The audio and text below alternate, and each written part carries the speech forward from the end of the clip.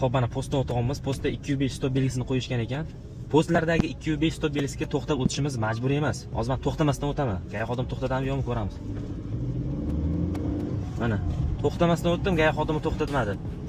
Asos 234 57 86 go standartlari bo'yicha 205 stop belgisi faqat 3 ta joylarga qo'yiladi. Birinchisi karantin zonalariga, ikkinchisi temir yo'l kesishmalariga, uchinchisi chorrahalarga. Boshqa joydagi 205 stop belgisiga amal qilishimiz majburiy hisoblanmaydi va unga jarima yozilmaydi. Agarda jarima yozadigan bo'lsa, u jarima noqonuniy hisoblanadi va Ma'muriy javobgarlik to'g'risida kodeksi 271-moddasiga asosan bekor qilinishiga sabab bo'ladi. Agarda postlardagi 205 stop belgisi uchun jarimaga tortilgan bo'lsangiz, ushbu jarimani jinoyatchilar bo'yicha sudga ariza topshirib bekor qildirsangiz bo'ladi.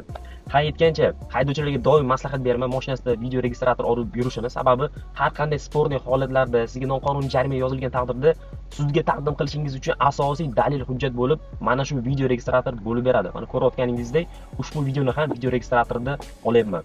Mana ishlatadigan video registrator iBoxdan Philips GPS bo'ladi. Buni GPS navigatori ham bor. Avtomobil qayerga bordi, keldi, uni ko'rib tursa ham bo'ladi.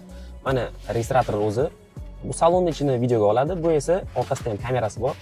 Oldini olib ketadi. Ya'ni bir vaqtning o'zida ham ichkarini oladi, ham tashqarini oladi. Bu juda ham foydali deb bilaman. Sababi gaya xodimi sizni to'xtatganda kamerani shunday chap tomonga qaratib qo'yasiz va videoga suhbatingizni olib beradi.